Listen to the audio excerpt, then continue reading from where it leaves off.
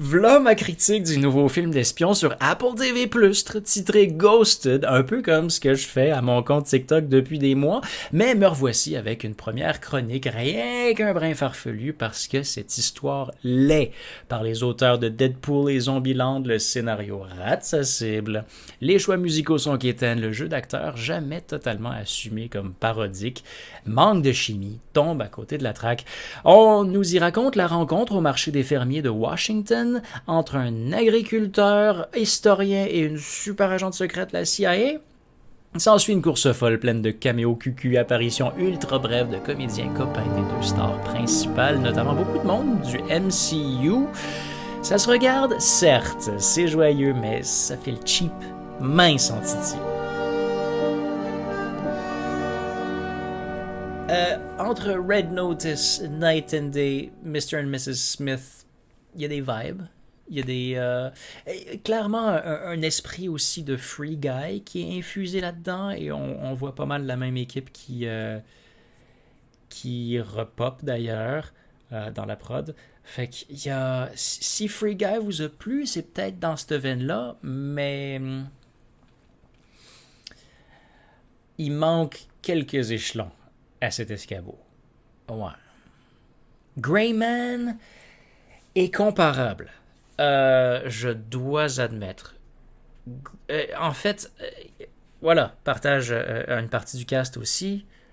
J'ai bien préféré Greyman, production Netflix, qui avait quelque chose à raconter. Alors que ce que j'avais pas capté totalement, c'est que Ghosted est une pure et dure comédie romantique en phase sur comédie avec la romance un tantinet délaissée.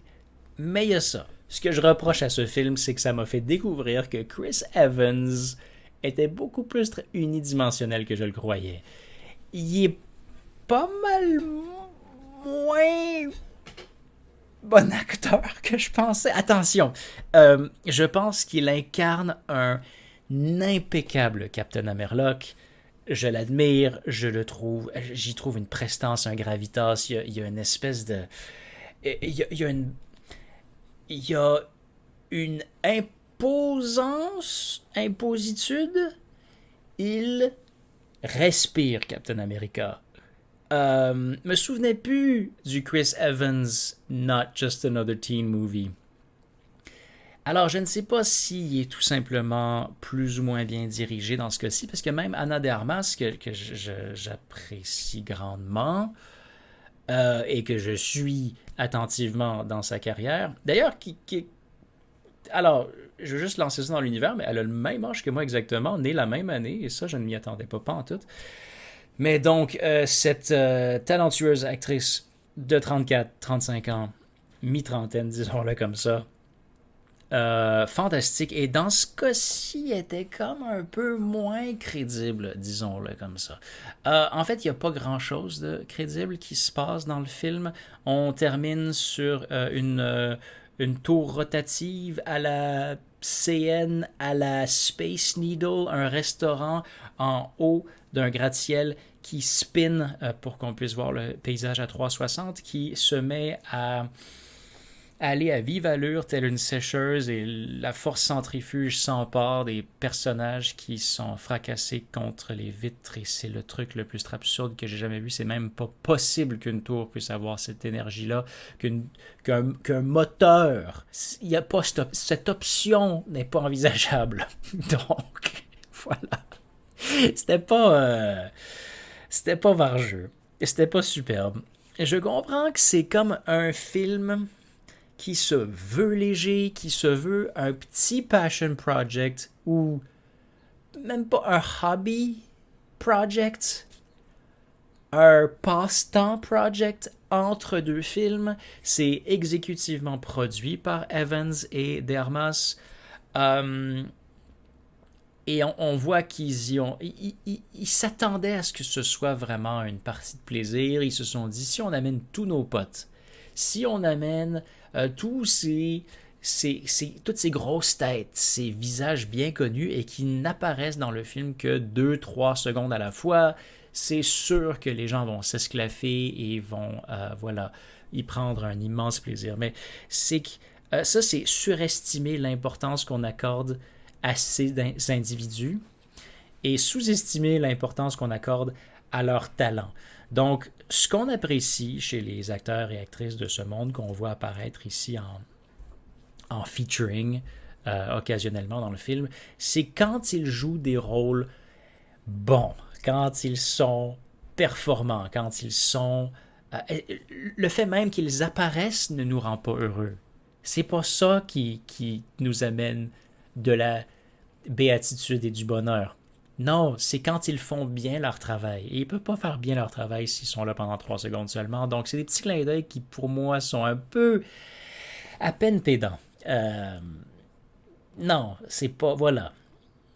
Ça me fait... ça me donne des flashbacks au Imagine All the People de toutes ces figures d'Hollywood pendant la pandémie. Pour moi, ça fait le même effet. Si vous voyez ce que je veux dire. Donc... Pour moi, ce n'est pas un bon film, mais tu sais quoi, on l'a regardé jusqu'à la fin, on l'a pas stoppé à mi-chemin. On se retournait de temps en temps, Laurie et moi, puis on roulait les yeux. Puis on se disait, bah... Puis il y avait des longueurs, oui, certainement. Puis il y avait des twists qui n'avaient absolument pas de raison d'être. Le film au complet est basé sur l'existence des petites tiles que tu mets sur tes objets pour pas les perdre et que tu es capable de géolocaliser ta vie. Le film au complet est basé sur le fait que Anna de Armas ne check pas dans son sac à main pour se rendre compte qu'il y a des choses qui ne devraient pas y être. Du fait que Anna de Armas voyage avec des médicaments sans prescription et ne se les fait pas confisquer. Le film se base sur un malentendu un peu niaiseux. Il y a tellement d'enchaînements, de petits détails dans ce film qui se dit comme, ok, il n'y a rien de tout ça qui aurait dû arriver. Ouais, c'est un peu bidon. Et les deux protagonistes n'ont pas tant de magie qui opère entre eux. J'y crois pas qu'ils se plaisent. J'y crois pas vraiment. Pas tellement. En tout cas, c'est un film à éviter. Quant à moi, ça c'est mon avis personnel. Vous avez le droit de l'aimer, bien entendu, vous avez le droit de le dire, Yannel. Moi j'ai trippé ma vie, puis t'es un rabat-joie. Je serais pas fâché. Pas ma tasse de thé. Je m'en excuse.